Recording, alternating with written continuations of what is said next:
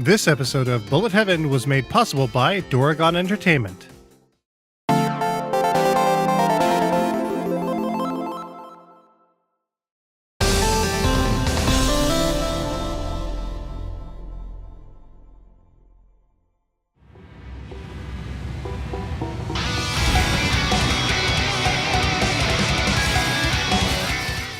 In episode 171 of Bullet Heaven, we took a look at Danmaku Unlimited 3 for the PC. Made by indie developer and publisher Doragon Entertainment and almost single-handedly programmed and designed by Sunny Tam, this shining example of Danmaku done right welcomed even novices to the fold with intuitive gameplay and great audio and visuals. Originally released to PC on March 9, 2017 and subsequently ported to mobile devices on Android and iOS in August the same year, the Nintendo Switch would also see a full version of the game released on March 13, 2018. So, how does it compare to the 2017 PC release? Let's take a closer look.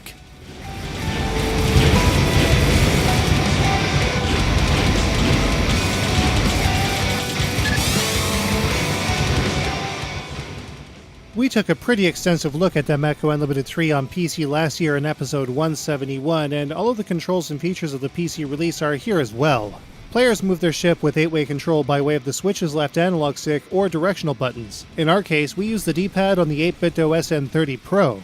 But by default, the controls are ever so slightly different this time around, especially with the similar yet different button labels between Xbox pads and Nintendo controllers. For example, the main rapid shot that was previously mapped to Xbox Type A is now mapped to Nintendo Style A. This would otherwise be the B button on an Xbox Type pad. The focus laser fire that slows movement for better bullet grazing is now mapped to Nintendo X rather than Xbox B, and the bomber and trance input is mapped to Nintendo B rather than Xbox X. It's kinda complicated to explain in a literal sense, but the short of the skinny is that these inputs are shifted by one button in a counterclockwise manner, and they work really well in this configuration, though all controls can be remapped to the player's liking. Whether using the standard Joy-Con setup in handheld or docked mode, or by way of a third-party option, the control in Danmaku Unlimited 3 is super sharp and intuitive. All of the game modes from the PC original have made their way into the Nintendo Switch version. Players start out by selecting their game mode, then their weapon loadout. A couple of weapon options for the player's main shot and beam attack exist, but more can be unlocked by satisfying certain conditions. Some are tough to unlock, others aren't, but they can all add a tactical twist to the player's loadout depending on their play style. The beginner-friendly Spirit mode has players making their way through a standard 5-stage set. In this mode, players can nullify hostile bullets by defeating the enemies that had fired them. While normal bullets can kill the player, these spirits can not only be collided into, but also count towards grazing as well, which will fill the trance gauge on the right-hand side of the screen.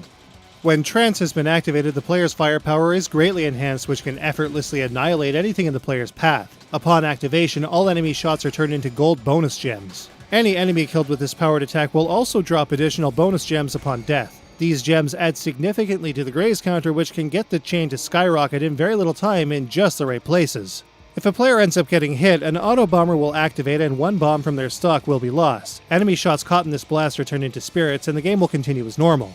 If no bombs are available though, the player will lose a life. This gives even new players the ability to experience the thrills of bullet hell gameplay without an overly stressful time since bullets can be cancelled fairly regularly.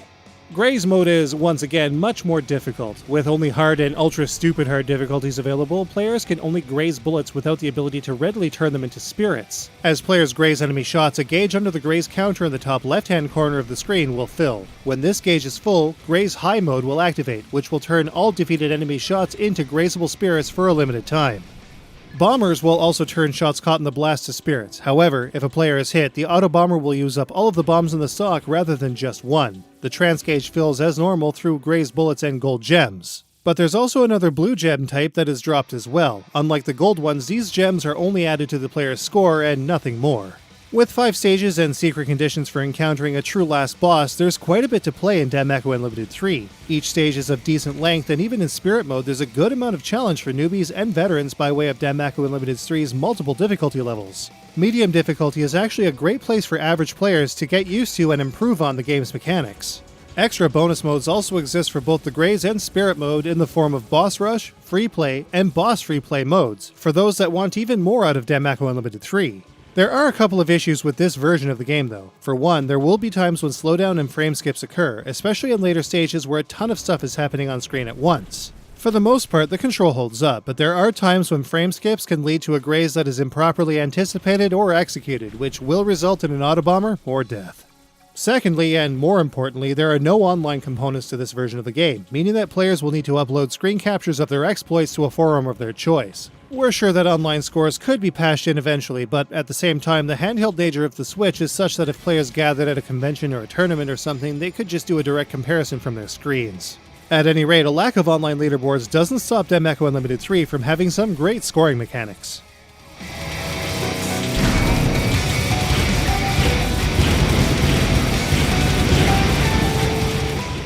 The scoring in Danmaku Unlimited 3 on the Switch are exactly as they were in the PC version, with a high emphasis on using bullet grazing and trance to amass a huge score.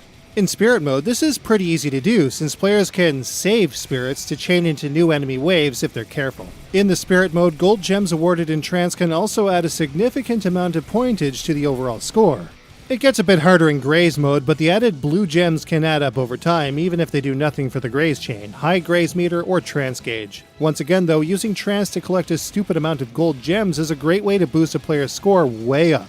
Bosses also add a huge amount of points to the player's score with each flawless phase that is executed. As long as the player does not get hit, whether or not an auto-bomber is activated, they will receive a huge bonus for the flawlessly executed phase. This bonus also varies by difficulty as well. The higher the difficulty, the higher the phase bonus. At the end of each stage, a bonus is also awarded for the number of bullets grazed in the stage, as well as the total number of gems collected. An extra bomber is typically awarded here as well, allowing players greater flexibility whether they need them for bullet defense or intentional deployment in either mode. But care should be taken, since if a player dies, the highest graze and gem count is wiped out along with the life they were scored in. Once again, with the lack of online leaderboards, this score system is slightly wasted, but still super fun. Local leaderboards for every game mode and every difficulty allows players to record and keep track of their exploits no matter the game type chosen. So again, at the very least, players can hit that screen capture button and upload their pictures to a forum of their choice.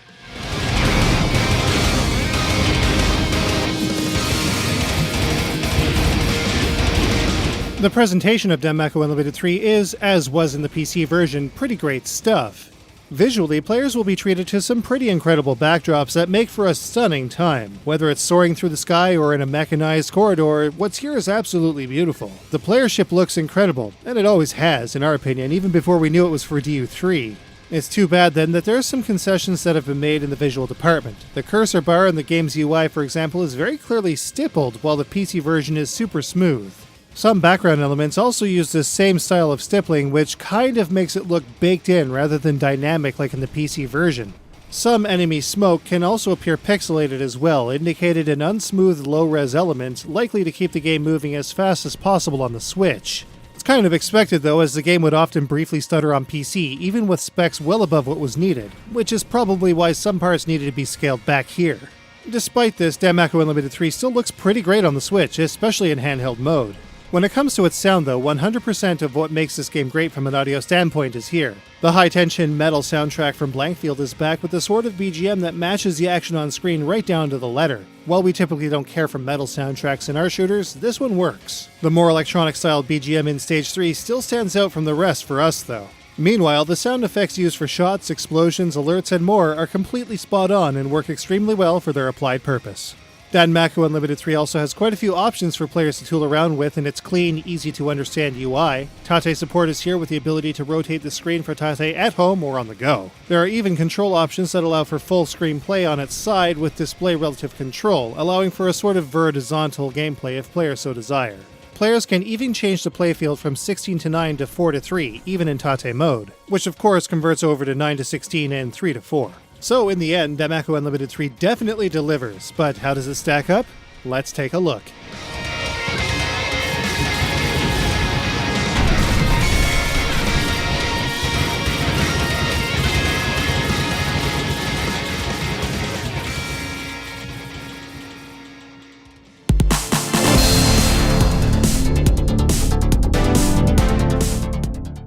No matter if a full or partial Joy-Con set or a Switch Pro or third-party controller is used, Danmaku Unlimited's control is excellent. Frame skips can make things a tiny bit too squirrely in super crowded situations though. With several challenging modes that are great for any player of any skill, Danmaku Unlimited 3 has a great difficulty curve that anyone can dive into and enjoy. With 2 core modes, each with several difficulties and extra modes like Boss Rush and Free Play, Danmaku Unlimited 3's length is great. Danmaku Unlimited 3 looks fantastic on the Switch, but concessions needed to be made to keep it running smoothly. Stippled UI and background elements are way less natural than the PC version, and enemy smoke can be rough and pixelated. As with the PC version, Blankfield's rocking OST makes for an intense time in terms of sound. Stage 3's BGM is still our favorite, and all of the sound effects applied in this game are excellent. Danmaku Unlimited 3 on the Switch is a great port with some handy features, but it's also nothing that we haven't seen before.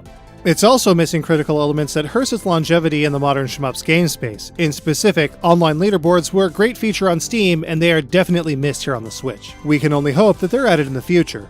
Danmaku Unlimited 3 is priced at only about $10 US, which falls in line with other Switch greats such as Zero Div Psycho Shooters and Hamster's ACA series. As such, Danmaku Unlimited 3 is a great value. We loved it before, so it's no real surprise that Danmaku Unlimited 3 for Nintendo Switch has once again scratched our bullet hell itch with excellent gameplay that can also be brought anywhere we might be, complete with Tate support. There are issues here, yes, but it's still critical shooting software for every Switch shmupper. The Nintendo Switch version of Danmaku Unlimited 3 gets a 4.5 out of 5. You can get a copy of Danmaku Unlimited 3 on the Nintendo Switch eShop for about $10 US. It's the credits, and you know what that means. I'll be talking about stuff. What kind of stuff? Nothing specifically, just things that pertain to other things and stuff. That kind of stuff. Here are some other games and stuff. Links below with the other stuff.